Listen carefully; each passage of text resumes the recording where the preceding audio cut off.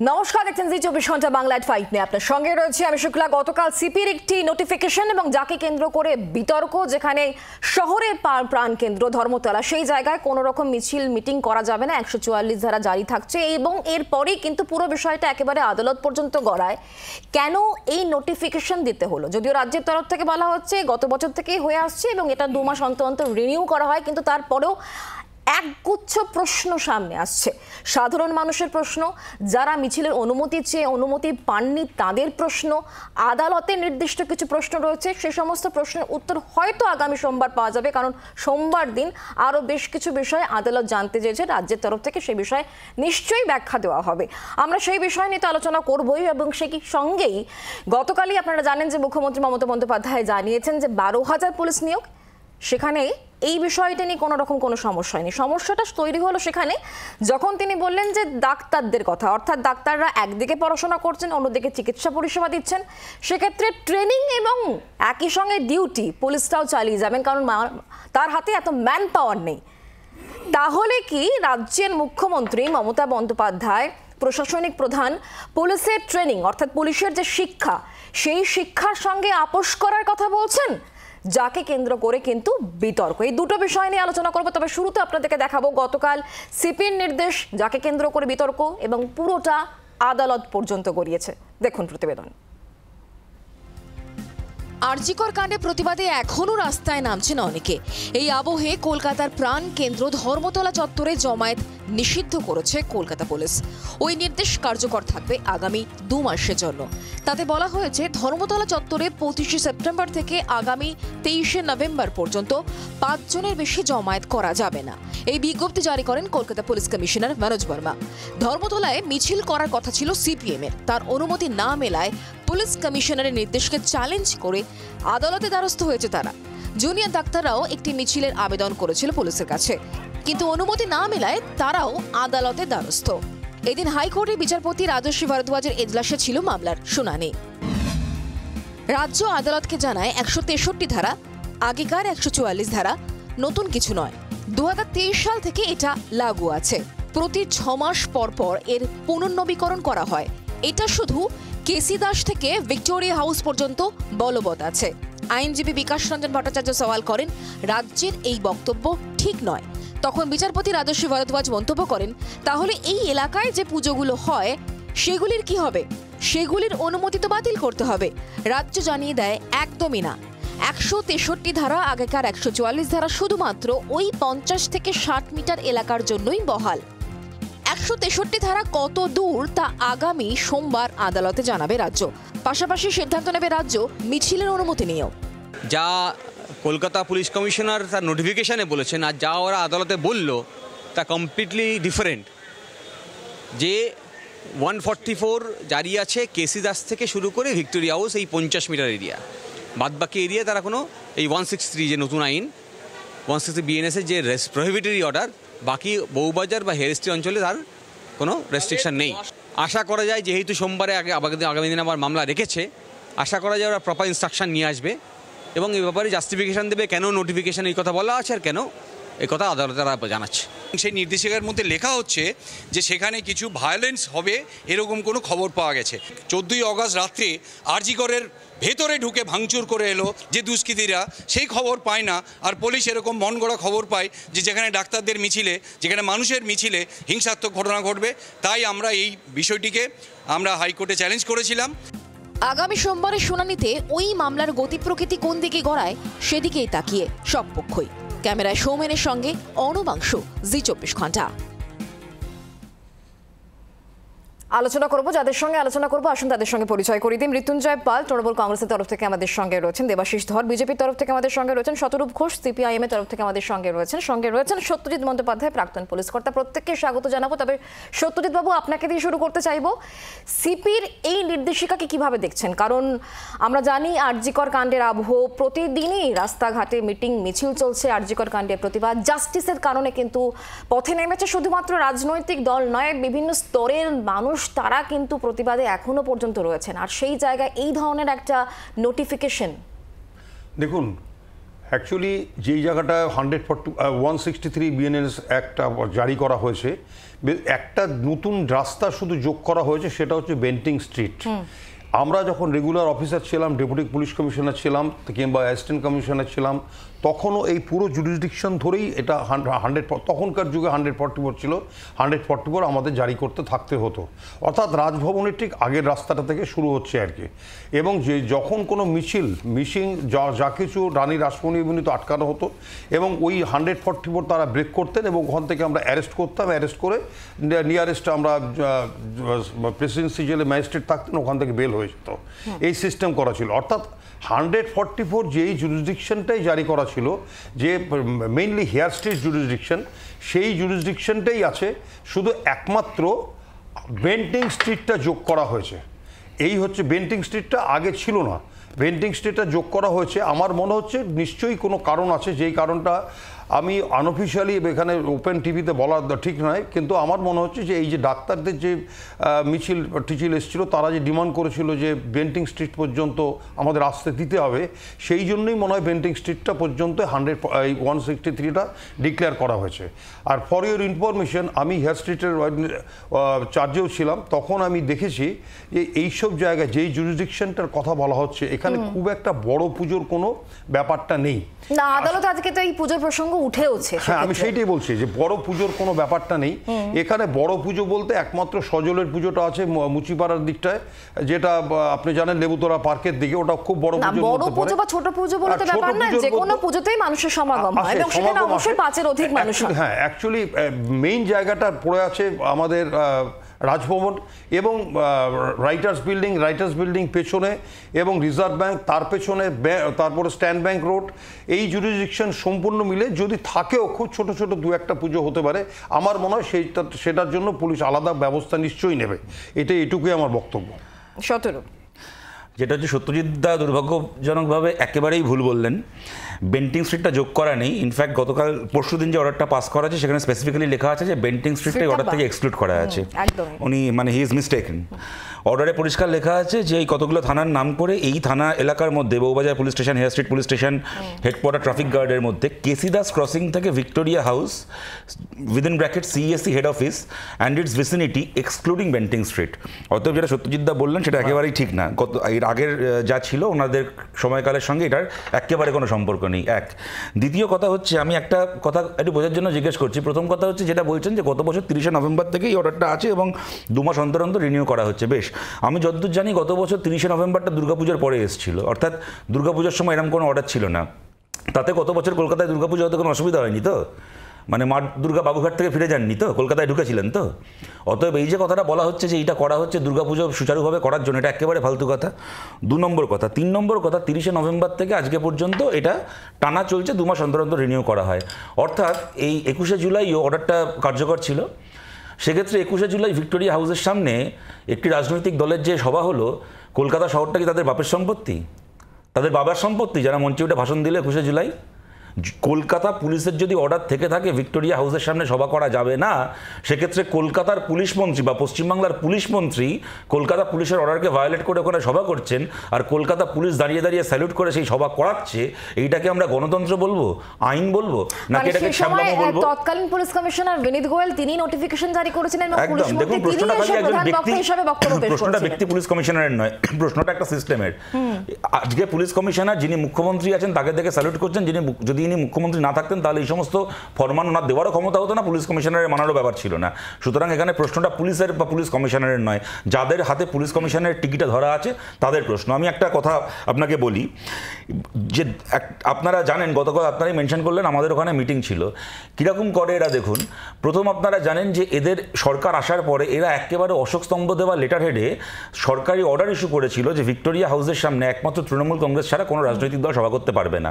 তারপর থেকে আজকে পর্যন্ত যতগুলো বিরোধী দল পশ্চিমবাংলা, সেটা সিপিএম হতে পারে, কংগ্রেস হতে পারে, বিজেপি হতে পারে, আইএসএফ হতে পারে, যে বিরোধী দলই এর বিরুদ্ধে আদালতে গেছে সভা করতে চেয়ে, পুলিশ আটকাতে গেছে ভিক্টোরিয়া হাউসের সামনে ধর্মতলায়, আদালতে গেছে, প্রত্যেকবার আদালত পুলিশের ওই অর্ডারকে উড়িয়ে দিয়েছে এবং যে বিরোধী দলে গিয়ে থাক না কেন তারা সভা করার অনুমতি পেয়েছে।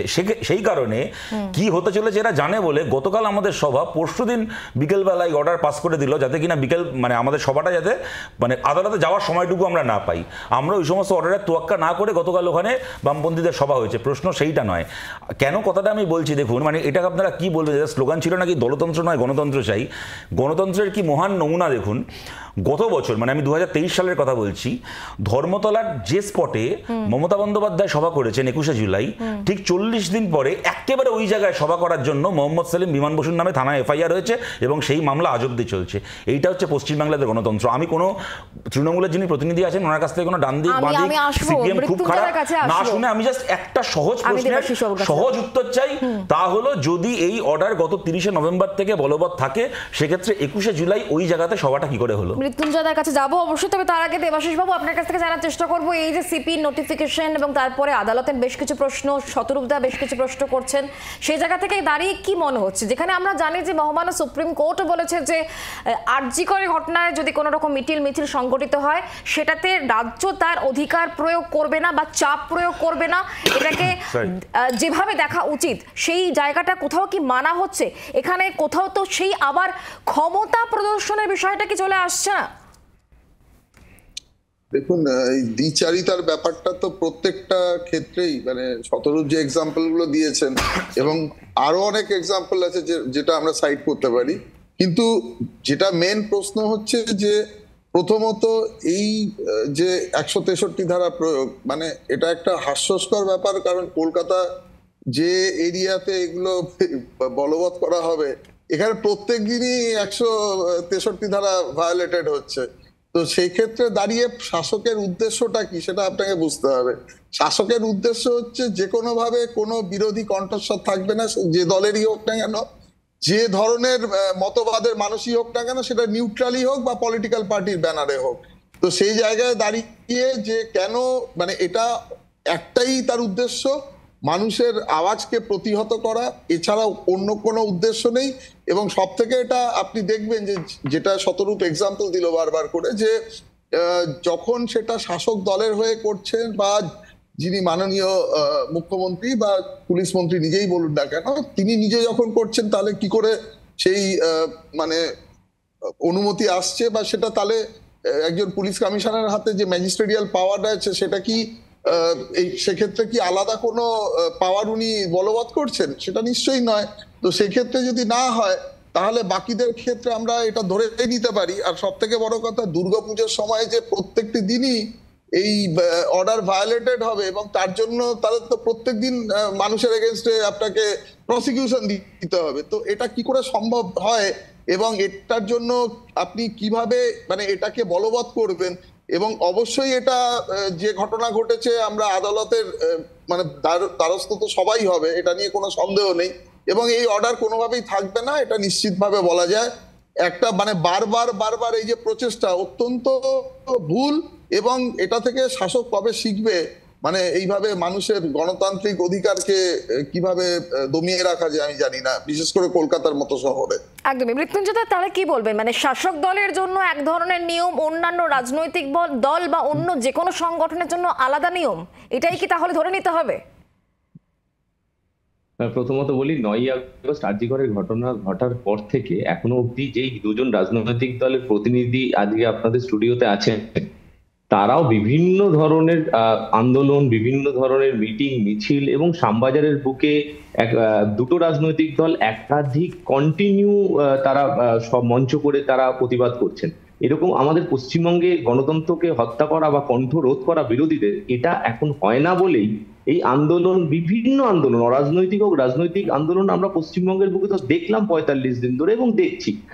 তাহলে তো কণ্ঠরোধ করার প্রশ্নটাই আসে না। এবার সরকারি যে নোটিফিকেশনটা, যেটা পুলিশের মানে সিপির যে নোটিফিকেশনটা নিয়ে যে বিতর্ক হচ্ছে, সেটা আজকে রাজ্য সরকার দাঁড়িয়ে পরিষ্কার তার উকিল বলে দিয়েছে আজকে মহামান্য বিচারপতির সামনে যে 50 মিটারের একটা 163 জারি আছে, যেটা কেশি দাস থেকে স্টার্ট করে ভিক্টোরিয়া হাউস অব্দি বলবৎ আছে। না, সেখানে তো মৃত্যুঞ্জয় এই প্রশ্ন উঠছে, আইনজীবীরা এটা বলছেন যে নোটিফিকেশনটা দেওয়া হয়েছে এবং যা রাজ্যের তরফ থেকে আজকে কোর্টে বলা হয়েছে তার মধ্যে একটা বিস্তর ফারাক রয়েছে।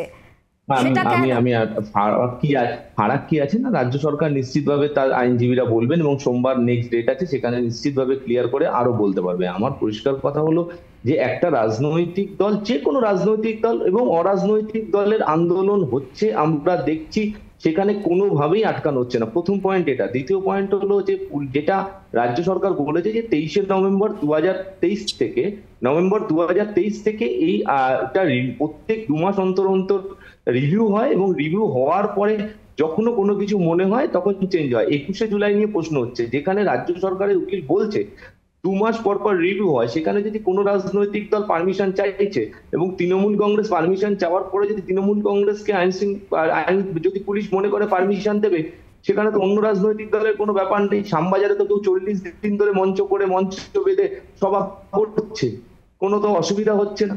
তা আমাদের পশ্চিমবঙ্গের বুকে তো এরকম ধরনের কোনো ঘটনা হয়নি যে রাত দখল করছেন, দিন দখল করছেন, মানুষ আন্দোলন করছেন, রাস্তাঘাট জ্যাম করেও নবান্ন অভিযান হচ্ছে, অরাজনৈতিক ছাত্র সংগঠনের নামে কারা আছেন, পুলিশের চোখ নষ্ট হয়ে যাচ্ছে।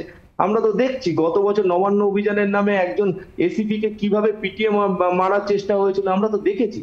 তাই পুলিশের কাছে যদি স্পেসিফিক কোনো রিপোর্ট থাকে এবং পুলিশের যদি আইন শৃঙ্খলা স্পেসিফিক রিপোর্টের জায়গায় আমি আসবো মৃত্যুঞ্জয়, আমি আসবো। সত্যজিৎ, আমি এখানে একটা প্রশ্ন করতে চাই। অনেকে এটার সঙ্গে এটাকে একসাথে রাখছেন, কোনটার সাথে কোনটা সেটা বলি। সেটা হচ্ছে অরূপ বিশ্বাসের ভাই স্বরূপ বিশ্বাসের সঙ্গে এবং পুজো কমিটিগুলোর সঙ্গে যখন কলকাতা পুলিশের উচ্চপদস্থ কর্তাদের, আমি প্রত্যেকের কথা আলাদা করে বলছি না, বৈঠকটা হয়েছে, তখন আমরা জানি যে তিনি বলেছেন যে এবার পুজোতে যদি কোথাও কোনো গন্ডগোল হয়, কোনো স্লোগানিং চলে, কোনো যদি সমস্যা হয়, সেই সমস্যাগুলোকে কিভাবে ট্যাকেল করা সম্ভব, এই একটা আশঙ্কার কথা তিনি জানিয়েছেন। আর তারপর এই নোটিফিকেশন, কোনো কানেকশন কি পাওয়া যাচ্ছে? না, এটা আমার যতটা ধারণা যে যেটা নাম করলে, দেখুন আমি পলিটিক্সে ঢুকবো না, তবে দুটো কথা বলি। এই যে সুরুচি সংঘের পুজোটা আপনি তো জানেন, অরূপ বিশ্বাস সৌরভ বিশ্বাস দুজনেই দেখেন আর কি। এখন তারা একটা প্রবলেম তুলে যে যদি এখানে স্লোগান শাউটিং দেন, এখন স্লোগান শাউটিং তো আপনি এটা দিয়ে বন্ধ করতে পারবেন না, 144 দিয়ে বন্ধ করা যাবে না। কারণ যে কোনো মুহূর্তে যে কোনো পুজো মণ্ডপে এই স্লোগান শাউটিং উঠতে পারে যে আমরা বিচার চাই, এই বিচার চাই, হতে পারে। এটা 144 কিংবা কোনো আইন করে কিংবা অ্যারেস্ট করে এদেরকে আটকানো যাবে না।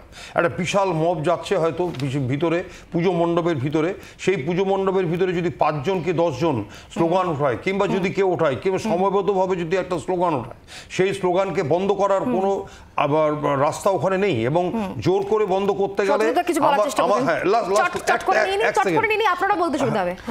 আমি জাস্ট এক লাইনে 4টে কথা বলছি। প্রথম কথা হচ্ছে মৃত্যুঞ্জয় যে জায়গাটার কথা বললো, কেসি দাস থেকে ভিক্টোরিয়া হাউস, খালি এইটুকুতে রেস্ট্রিকশন। 21শে জুলাই সভাটা ওইটুকুর মধ্যেই মঞ্চটা হয়েছিল। তাতে ওর যেটা পরের যুক্তিটা আরও চমৎকার, যে তৃণমূল কংগ্রেস যেহেতু পৃথিবীর সবচেয়ে ডিসিপ্লিন রাজনৈতিক দল, সেহেতু কাকতালীয়ভাবে পুলিশ ওদেরকে পারমিশন দিয়েছে। আর বাকি দল, আমরা যেহেতু বিধানসভা ভাঙচুর করেছিলাম, আমরা যেহেতু ছত্রধর মাহাতোকে নিয়ে, মাওবাদীদের নিয়ে আন্দোলন করেছিলাম, ছত্রধর যেহেতু আমাদের পার্টির রাজ্য কমিটি মেম্বার, সেহেতু আমাদেরকে পারমিশন দেয়নি। এই গেল, এটা খুব ভালো যুক্তি হয়েছে। 2 নম্বর কথা হচ্ছে পশ্চিমবাংলায় বিভিন্ন আমি আসবো, আমাকে একটা বিরতির সময় হয়েছে, যেহেতু বিরতি নিতেই হচ্ছে। বিরতি নিচ্ছি, বিরতির পর আবার এই আলোচনাতেই ফিরে আসছি, কোথাও যাবে না, সঙ্গে থাকুন।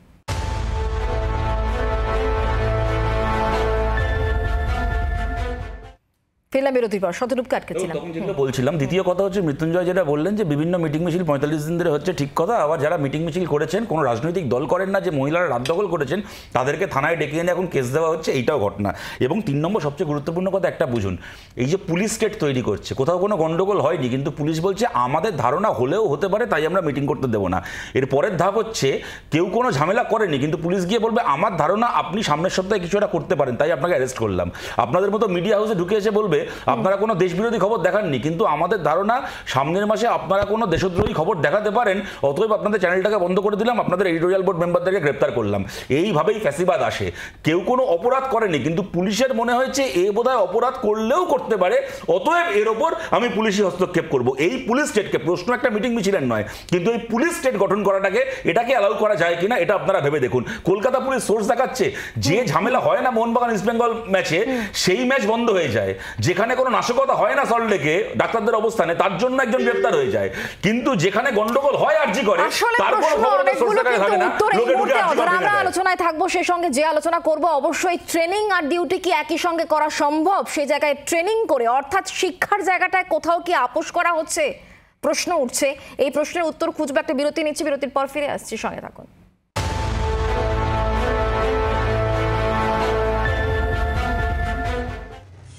প্রশিক্ষণ এবং ডিউটি একই সঙ্গে, পুলিশে নিয়োগ নিয়ে নবান্নের সিদ্ধান্তের জেরে জোর বিতর্ক। ডাক্তারি পড়ুয়াদের মতো এবার পড়ুয়া পুলিশকে তৈরি করতে চাইছে রাজ্য, প্রশ্ন তুলে সরব বিরোধীরা।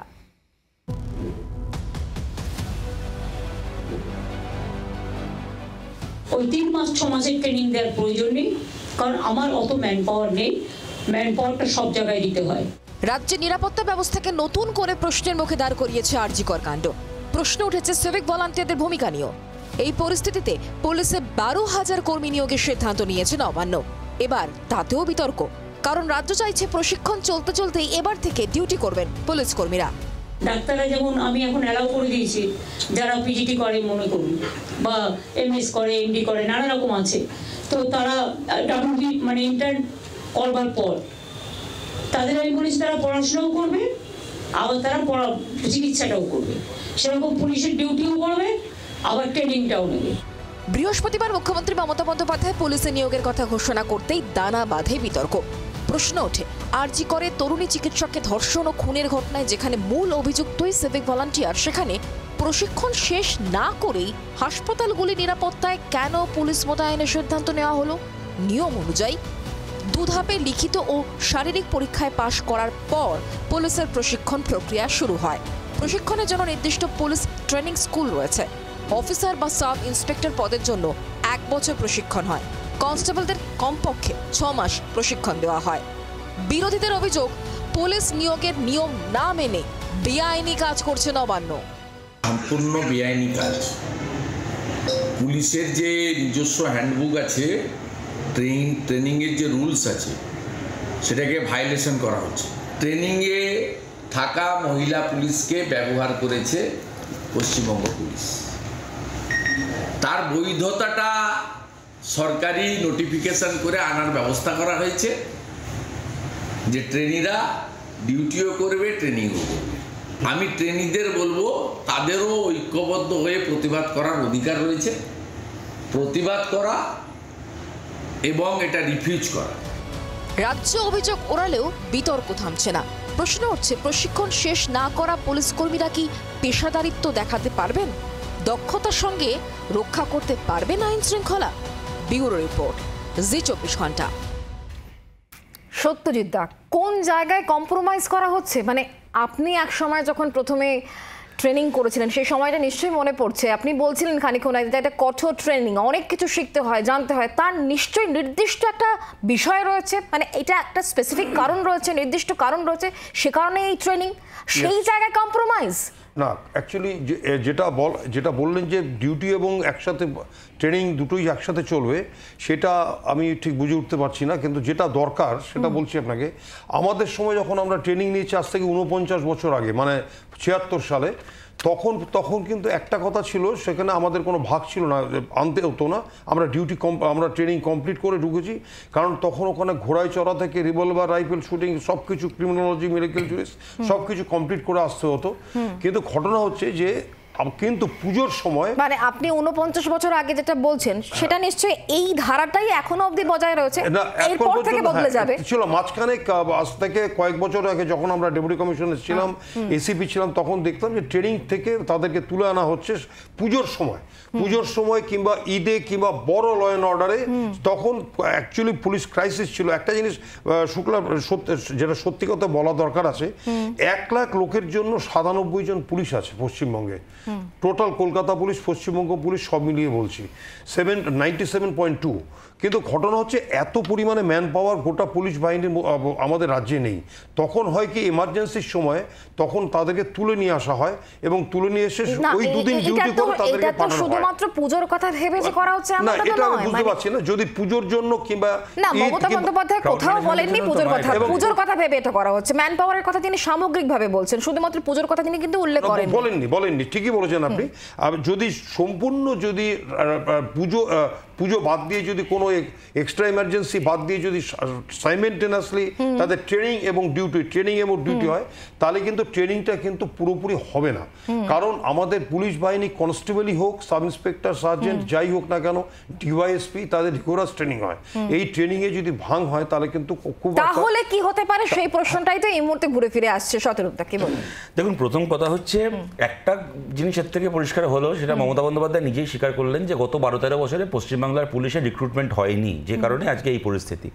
2 নম্বর কথা হচ্ছে, একজন আপনাদের অমিতাভ মল্লিককে মনে আছে, একজন এসআই ছিলেন যিনি কিনা ট্রেন্ড ছিলেন না ওই সরাসরি বন্দুক নিয়ে কমব্যাট করতে, তাকে পাঠিয়ে দেওয়া হয়েছিল বিমল গুরুংয়ের ডেরাতে এবং গুলি খেয়ে মারা গেছিল অমিতাভ মল্লিক। আনট্রেন্ড একজন পুলিশ পার্সোনালকে পাঠিয়ে দেওয়া হয়েছিল, সে কিন্তু ফুল অন পুলিশ, কিন্তু পার্টিকুলারলি কমব্যাট ট্রেনিংটা তার ছিল না, মানে তার ওটা করণীয় ছিল না। আমি জাস্ট আপনাদের মনে করিয়ে দিলাম উদাহরণটা। 3 নম্বর কথা, একজন রাজ্যের মুখ্যমন্ত্রী এত আজাইরা কথা কি করে বলেন আমি সত্যিই জানি না। দাঁড়িয়ে বলছেন যে পিজিটি, এমএস, এমডি এদেরকে যেরকম আমি এখন ডাক্তারি করার ব্যবস্থা করে দিয়েছি, আরে কেউ পিজিটি, এমএস, এমডি মানে তার এমবিবিএস কমপ্লিট হয়ে গেছে, আপনি কে তাকে পারমিশন দেওয়ার?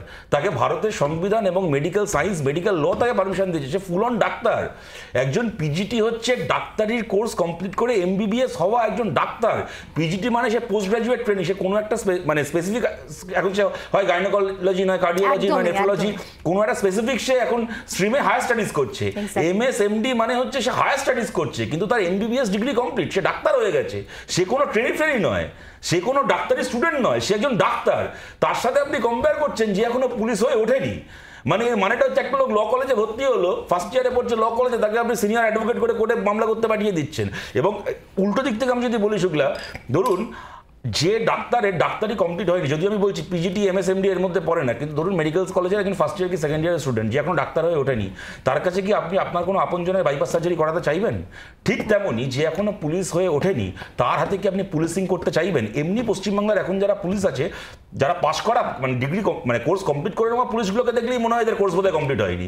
আর তার মধ্যে যাদের সত্যি কোর্স কমপ্লিট হয়নি, তাদেরকে আপনি করছেন আপনার 10-12 বছর ধরে রিক্রুটমেন্ট না করার। আপনি ভেবেছিলেন সিভিক ভলেন্টিয়ার দিয়ে থানা চালাবেন, সেটা হয়ে উঠছে না, এখন আপনাকে রিক্রুট করতে হবে। ভালো কথা, আপনি রিক্রুট করুন, কিন্তু আপনি এই অবান্তর উদাহরণটা কেন দিচ্ছেন? মানে একদম পাশ করা ডাক্তারদের সাথে আপনি কম্পেয়ার করছেন ট্রেনিং এ ভর্তি হওয়া পুলিশদের, মানে যারা পুলিশ নয়, যারা মানে ট্রেনিং শেষ করলে একদিন পুলিশ হবে, তাদেরকে আপনি কম্পেয়ার করছেন অলরেডি যারা ডাক্তার হয়ে গেছে তাদের সঙ্গে।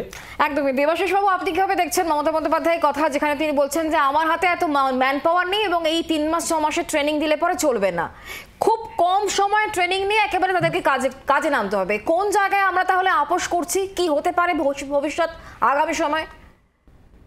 দেখুন, 3টে জিনিস আছে এখানে। এক হচ্ছে যে উইদাউট ট্রেনিং কোনো বাহিনীকে নামানো যায় না, অসম্ভব ব্যাপার।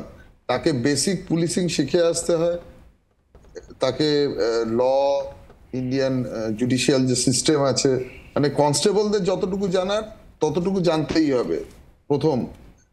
2 নম্বর, তারা যেখানেই পোস্টেড হন তাদের অন্যান্য বিভিন্ন যেগুলো আদার অ্যাক্টস রয়েছে সেগুলো জানা বাধ্যতামূলক, বেসিক আইডিয়া কনস্টেবলদের জন্য যতটুকু দরকার। আর সঙ্গে লাঠি, বন্দুক বা অন্যান্য ঢাল বা ধরুন ওই গ্যাস বা অন্যান্য জিনিসের ব্যবহার, রায়ট ড্রিল, এগুলো একটা দীর্ঘ সময়ের ধরে মানে একটা ট্রেনিং হয় এবং সেই ট্রেনিং এর মাধ্যমেই তাকে সুশিক্ষিত করা হয়। আর সব থেকে বড় কথা, এতদিন যে রিক্রুটমেন্ট হয়নি, এই যে একজন মানে সরকার স্ট্র্যাটেজিক্যালি দেখেছে যে একজন কনস্টেবল মাইনেতে স্বচ্ছন্দভাবে 4 জন সিভিক পুলিশকে নিয়োগ করা যায় এবং তাদের কিছুই লাগে না, দে আর দি ক্যাডার্স অফ তৃণমূল পার্টি।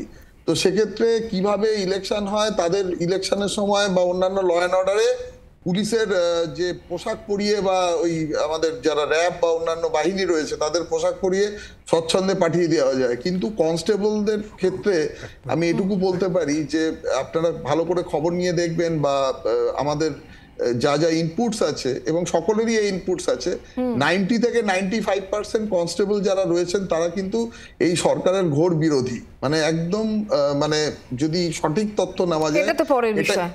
হ্যাঁ, না, এবারে আমি যেখানে আসতে চাইছি যে সরকার যেখানে দেখছে যে এই যে ক্যাডার ভিত্তিক যে নিয়োগ করেছে, এখান থেকে আজকে যদি মানে ট্রেনিং প্রশিক্ষণ দিয়ে কাউকে আনা হয়, সে যেভাবে তাকে সেই জায়গাটা নিয়োগ করতে হবে এবং এইভাবে পুরো সিস্টেমটা একটা মানে প্রতিষ্ঠিত সিস্টেম না করে যদি এইভাবে তা করা হয়, তারাও কিন্তু একটা গোলমেলের মাধ্যমে দিয়ে একটা সিস্টেমের মধ্যে ঢুকে পড়বে। ফলে এটা তো সম্ভবই নয়, এটাতে একটা ডিজাস্টার হবে।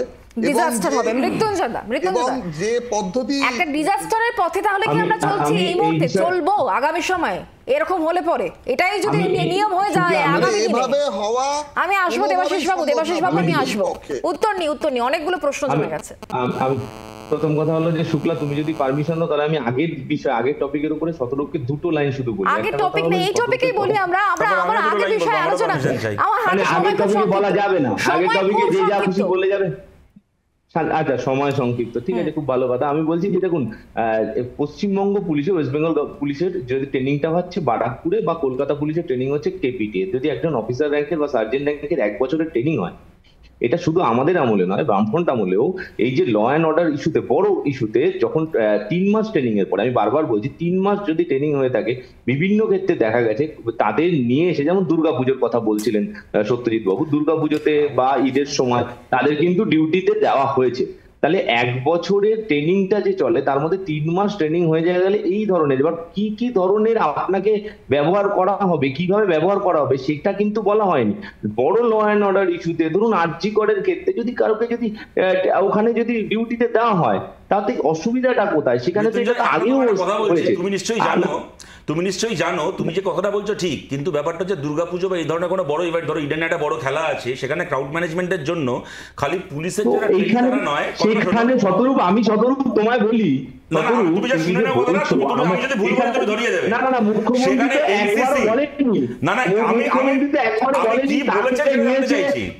তুমি যেটা বলছো পুজোর সময় ভিড় ম্যানেজ করার জন্য, এমনকি এনসিসি যারা করে, স্কাউটের ট্রেনিং যারা নেয়, স্কুলের ছেলে মেয়ে, তাদেরকেও পুলিশ ব্যবহার করে। এর মধ্যে নতুন কিছু নেই। শোনো, এটা আমি আবারও রিপিট করছি, এখানে একজন প্রাক্তন পুলিশ কর্তা আছে, শুধু এই আমলে নয়, বামফ্রন্ট আমলেও আমি বারবার বলছি, মিনিমাম 3 মাসের ট্রেনিং হওয়ার পরে, ধরো কোনো বড় ল অ্যান্ড অর্ডার ইস্যু, যেখানে প্রচুর পুলিশ, নতুন কিছু, আমার সেইটাই আমরা তো বলছি, সূর্য পূর্ব দিকে ওঠে, এটা নিশ্চয়ই প্রেস কনফারেন্স করে ঘোষণা করেন না, এখানে ইউজ করা হবে, মানে সূর্য পূর্ব দিকে ওঠে, এটা তো প্রেস কনফারেন্স করে ঘোষণা করেন না, নতুন কিছু হলে তবে তো বলেন। তাহলে আলাদা করে মুখ্যমন্ত্রী গতকাল যেটা বললেন, তার পেছনে কি কারণ? যা তথাকথিতভাবে হয়ে আসছে সেটাই যদি হয়, তাহলে মমতা বন্দ্যোপাধ্যায় আলাদা করে বললেন কেন? শুভেন্দু অধিকারী, আমার বক্তব্য হলো যে শুভেন্দু অধিকারী এই বিতর্কটা করলো, ট্রেনিং করতে করতে যদি ডিউটিতে দেওয়া হয় কিছু স্পেসিফিক ডিউটি, তাকে নিয়ে তো এরকম নয় যে তিনি আয়ো হয়ে যাচ্ছেন, তিনি কনস্টেবল হয়ে যাচ্ছেন, তিনি আয়ো হয়ে গিয়ে তিনি কোনো কেসের ইনভেস্টিগেশন অফিসার হয়ে গেল। মুখ্যমন্ত্রী যা বলেছেন তা নিয়ে বিতর্ক না, আসলে শুভেন্দু অধিকারী বলে এটা বিতর্ক তৈরি করেছেন, বুঝতে পারছি। আমি আলোচনায় থাকবো, একটা বিরতি নিচ্ছি, বিরতির পর ফিরে আসছি, সঙ্গে থাকুন।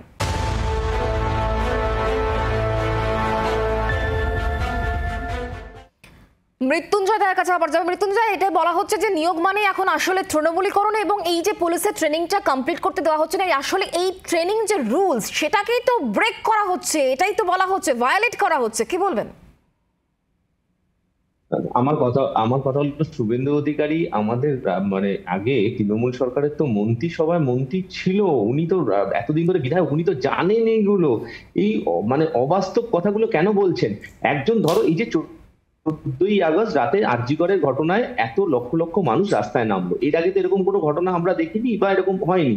তাহলে এরকম ধরনের কোনো যদি ল অ্যান্ড অর্ডার ইস্যু হয়, আজকে 9 মাস ধরে কেউ ধরো বারাকপুরে ট্রেনিং করছে ওয়েস্ট বেঙ্গল পুলিশের, কেউ বা ধরো কেপিটি তে ট্রেনিং করছে কলকাতা পুলিশের, তাকে যদি 9 মাস ট্রেনিং হয়েছে বা 6 মাস পর ট্রেনিং হয়েছে, তাকে যদি ব্যবহার করা হয়, তো অসুবিধাটা কোথায়?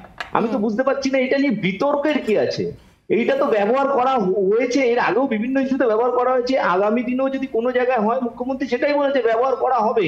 যার 6 মাস ইস্যু, এবার কি ধরনের এই ধরনের কাজেই ব্যবহার করা হবে ল অ্যান্ড অর্ডার ইস্যুতে, বড় যদি দরকার পড়ে, যেরকম 14ই আগস্ট রাতে, আমি তো উদাহরণ দিলাম, তো এরকম যদি কোনো ধরনের ঘটনা সামনে আসে, তাহলে নিশ্চিতভাবে ব্যবহার করা হবে। এটা নিয়ে যদি মুখ্যমন্ত্রী তথাকথিত কথা বললেও বিরোধীরা কিন্তু এই বিষয় নিয়ে চুপ করে বসে নেই, এবং তারা এই বিষয় নিয়ে যথেষ্ট সোচ্চার এবং সরব হচ্ছেন। আমাদের হাতে আজ আর সময় নেই, প্রত্যেককে ধন্যবাদ জানাবো আমাদের সঙ্গে আলোচনায় থাকার জন্য। আজ এখানে শেষ করছি, অন্যান্য সব খবরের জন্য দেখতে থাকুন জি 24 ঘন্টা।